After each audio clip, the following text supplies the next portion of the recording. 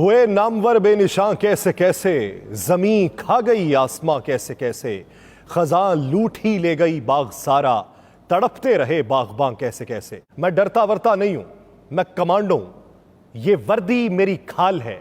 सबसे पहले पाकिस्तान, इन नारों का खालिक साबिक सदर पाकिस्तान, साबिक आर्मी चीफ, साबिक chairman joint chief general retired Parvez Musharraf 79 बरस की उम्र में दुबई में इंतकाल कर चुके हैं। 1943 को जन्म लेने वाला बच्चा 1947 में अपने वालिदैन के हमरा नई दिल्ली से कराची आता है। 1964 में वह फौज में कमीशन हासिल करता है।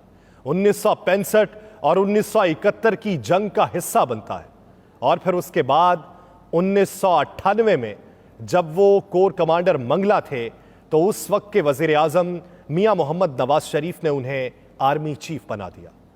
एक साल बाद अक्टूबर 1998 को वो आर्मी चीफ बने और अक्टूबर 1999 यानी एक बरस बाद उन्होंने उसी वजीर आजम का तख्ता उल्टा मार्शल लॉ का नफाज कर दिया। पाकिस्तान के अंदर मार्शल लॉ का नाफिज होना था तो उसके बाद पाकिस्तान की तारीख तब्दील होने लगी। मावराए आइन इकदाम उठाया गया, लोगों ने बातें की, लोगों को भी उठाया गया, जबाबंदी की गई और पाकिस्तान का नक्शा सियासी और मुआशी तौर पे तब्दील करने के एक सफर का आगाज हो गया। पाकिस्तान के अंदर फेडमेक का कयाम उसी दौर के दौरान अमल में आया। पाकिस्तान के अंदर जजेस को माजूल किया गया, फिर जजेस का पीसीओ के तहत हलफ भी करवाया गया। पाकिस्तान के अंदर आजादी इजहार राय पे पाबंदी लगाई गई, लेकिन फिर पाकिस्तान के अंदर आजादी इजहार का सबसे ज्यादा प्रचार उसी दौर के अंदर हुआ। पाकिस्तान के अंदर मीडिया हाउसेस पे पाबंदी लगाई गई, लेकिन उसी दौर के अंदर पाकिस्तान में सबसे ज्यादा मीडिया के लाइसेंस जारी किए गए। पाकिस्तान के अंदर नए डैम्स का कयाम उसी दौर के अंदर कयाम आया।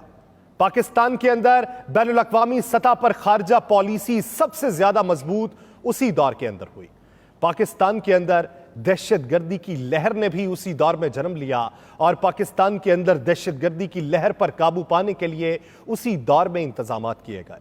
पाकिस्तान के अंदर तालीम के निज़ाम को बेहतर करने की कोशिश की गई। पाकिस्तान में मार नहीं प्यार का स्लोगन मुतारिफ करवाया गया। पाकिस्तान के अंदर उसी दौर में यह भी कुछ देखने में आया कि सियासी रंजिशों को बुलाकर एनआरओ का आगाज हुआ, जिसे नेशनल रिकॉन्सिलिएशन ऑर्डिनेंस का नाम दिया गया, जिसमें तमाम मुकद्दमात का खात्मा कर दिया गया, तमाम सियासी कुदरतों को मिटा दिया गया और पाकिस्तान की तमाम सियासी जमातों के ऊपर होने वाले मुकद्दमात का खात्मा हुआ और उन्हें एक मेज पर बैठाने की कोशिश की गई कि अब जमहूरियत को फरोग दिया जाएगा। पाकिस्तान में सदर परवेज मुशर्रफ के खिलाफ बेशुमार बगावत की आवाजें बुलंद होती रहीं, लेकिन फिर खामोश भी होती रहीं। उनके दौर के अंदर बेशुमार सियासी पार्टीज ने जन्म लिया, परवान चढ़ी, बरसर इक्तदार आई, हुकूमत का हिस्सा बनी और फिर हुकूमत से अलहदा भी हो गई। उनके दौर में नए चेहरे भी सामने आते रहे। उनके क्रेडिट्स और डिसक्रेडिट्स की तवील तरीन फहरिस्तें हैं। उन्हीं के दौर के अंदर पाकिस्तान से रास्ता दिया गया नेटो को अफगानिस्तान के अंदर जंग को शुरू करने का, और यह उनके सबसे बड़े डिसक्रेडिट में आता है। लेकिन वो उसका दिफा इस तरीके से करते रहे कि अमेरिका का निशाना पाकिस्तान था। अमेरिका 9/11 के बाद यह चाहता था कि पाकिस्तान के अंदर दरअंदाजी करे और पाकिस्तान के गिर्द घेरा तंग करे। साबिक सदर परवेज मुशर्रफ ये मानते थे कि मैंने पाकिस्तान को बचाया। मैं वो शख्स था कि जिसको अमेरिका ने यह कहा कि आप हमें हवाई अड्डे दें और फजाई अड्डों के इवज आप हमसे रकम वसूल करें और आप उन्हीं फजाई अड्डों के साथ साथ हमें जमीनी रास्ता दें ताकि हम अफगानिस्तान में जंग के लिए आसान रास्ता इख्तियार कर सकें। तो साबिक सदर परवेज मुशर्रफ यह भी कहते थे कि अगर मैं इनकार करता तो अफगानिस्तान से नजर हटना थी और पाकिस्तान की तरफ नजर हो जाना थी। तो मैं वो था जिसने पाकिस्तान को बचाया। उनके सबसे बड़े डिस्क्रेडिट्स में लाल मस्जिद का वाकया भी था, लेकिन लाल मस्जिद के वाकये का वो दिफा इस तरीके से करते थे, वो ये कहते थे कि अगर कोई साबित कर दे कि वहां पर एक भी खातून की जान गई है तो मैं उसका जिम्मेदार हूं।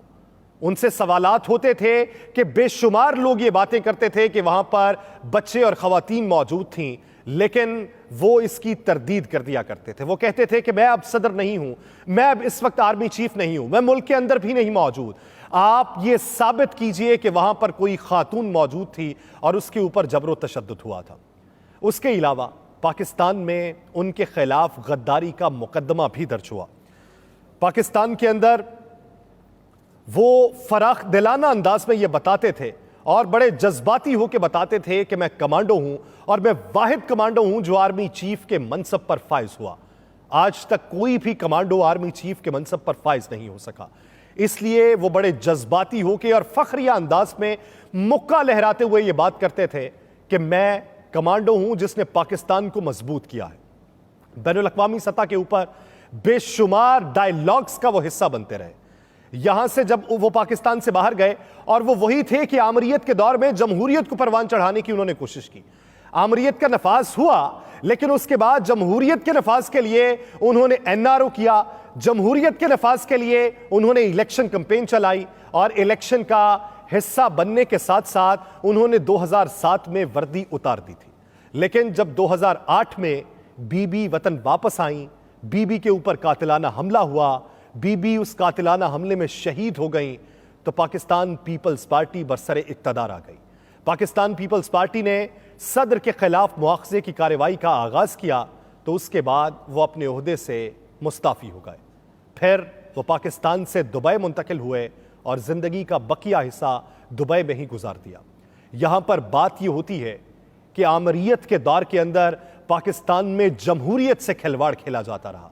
आमरीयत के दौर के अंदर पाकिस्तान के आइन की पामाली होती रही। आमरीयत के दौर ने पाकिस्तान की जमहूरियत को परवान नहीं चढ़ने दिया। तो याद रखिए कि जमहूरियत के दौर के अंदर जितने असासे आपके इन पब्लिक ऑफिस होल्डर्स और आपके इन सियासतदानों ने बनाए हैं, क्या जनरल रिटायर्ड परवेज मुशर्रफ के असासे आपने उतने देखे? हुए नामवर बेनिशां कैसे कैसे, जमीन